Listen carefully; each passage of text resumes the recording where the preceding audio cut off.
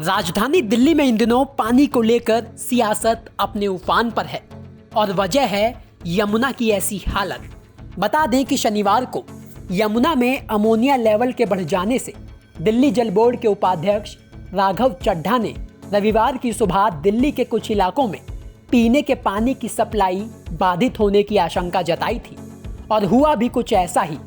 दिल्ली के कई इलाकों में रविवार की सुबह पानी की किल्लत देखने को मिली, जिसके बाद विपक्षी पार्टियों ने दिल्ली सरकार पर जमकर हल्ला बोला।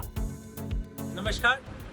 बड़ी शर्म आती है जब दिल्ली के अंदर एयर क्वालिटी लेवल डेंजरस है, यानी कि दिल्ली के अंदर दिल्ली के लोग जहर की सांस ले रहे हैं।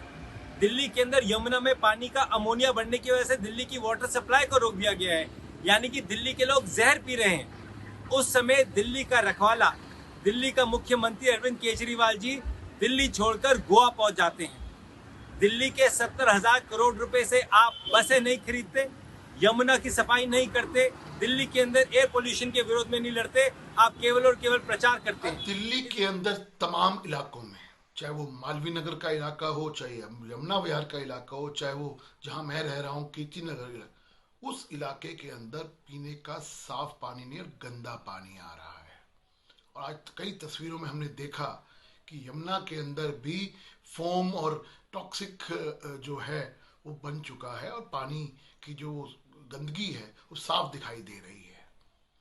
अफसोस, दिल्ली पूरी तरह से त्रस्त है, लेकिन दिल्ली के मुख्यमंत्री पॉलिटिकल टूरिज्म के नाम पर कभी यूपी, कभी उत्तराखंड, कभी पंजाब, कभी गोवा में व्यस्त हैं।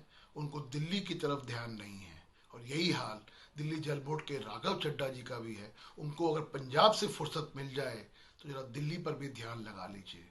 आपकी ड्यूटी सिर्फ इतनी है कि उठेंगे और जो अपना दोष है वो दूसरे राज्यों पे डाल देंगे। तो वहीं दिल्ली में पानी की सप्लाई कब तक ठीक हो जाएगी, इसका जवाब जानने के लिए जब हमने राघव चड्ढा से बात की तो सुनिए उन्होंने क्या कहा। यमुना नदी का जो पानी हरियाणा सरकार की ओर से दिल्ली में आता है, उस यमुना नदी के अंदर इंडस्ट्रियल वेस्ट और कई प्रकार के पल्यूटेंट्स के डिस्चार्ज के चलते पानी में गंदगी का स्तर बढ़ गया था, जिसे हम तकनीकी भाषा में अमोनिया कहते हैं। अमोनिया का स्तर 3 ppm तक पहुंच गया था।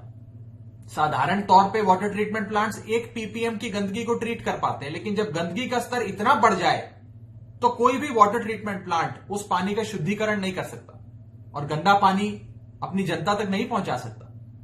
हमने लगातार हरियाणा सरकार के साथ संवाद करके, मैनेजमेंट करके, बात करके इस समस्या को हल करने के अथक प्रयास करे और आपको बताते हुए ये खुशी है कि बीते 24 घंटे में जो पानी की सप्लाई में गिरावट देखी गई थी अब वो सामान्य हो रही है और आज शाम तक हमारे तमाम वाटर ट्रीटमेंट प्लांट्स जिनमें प्रोडक्शन में गिरावट देखी गई थी, वो सारे वाटर ट्रीटमेंट प्लांट्स अब अपने ऑप्टिमम लेवल पे यानी कि 100% प्रोडक्शन पे काम करेंगे। मैं आपको बता दूं कि 4 वाटर ट्रीटमेंट प्लांट्स में गिरावट देखी गई थी। हमारा सोनिया विहार और भागीरथी प्लांट, इसमें तो 50% से ज्यादा प्रोडक्शन कैपेसिटी में गिरावट आ गई थी गंदे पानी के चलते, जो हरियाणा की ओर से यमुना नदी में भेजा गया। इसके अलावा 2 और ट्रीटमेंट प्लांट्स वजीराबाद और चंद्रावल, इनमें भी वाटर प्रोडक्शन की कटौती हो गई क्योंकि गंदा पानी हरियाणा की ओर से आया जिसका शुद्धिकरण नहीं हो सकता था, वो इतना गंदा था। लेकिन अथक प्रयासों से दिल्ली जल बोर्ड के, दिल्ली सरकार के, हरियाणा सरकार से संवाद करके हमने समस्या को हल किया है और आज शाम से दिल्ली में वाटर सप्लाई पूरी तरीके से सामान्य हो जाएगी। बता दें कि यमुना में ऐसे झाग बनने की ये तस्वीरें पहली बार सामने नहीं आई हैं। अमूमन सर्दियों के मौसम में हरियाणा से जो पानी छोड़ा जाता है उसमें केमिकल की वजह से यमुना के पानी में ऐसे अमोनिया लेवल बढ़ जाते हैं, जिससे यमुना का पानी झाग में तब्दील हो जाता है।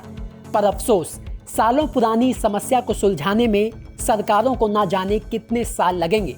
पानी को लेकर राजनीति हर पार्टी करती है, पर समाधान कोई नहीं ढूंढना चाहता और आखिर में इसका खामियाजा दिल्ली वालों को ही भुगतना पड़ता है। ब्यूरो रिपोर्ट, दिल्ली तक।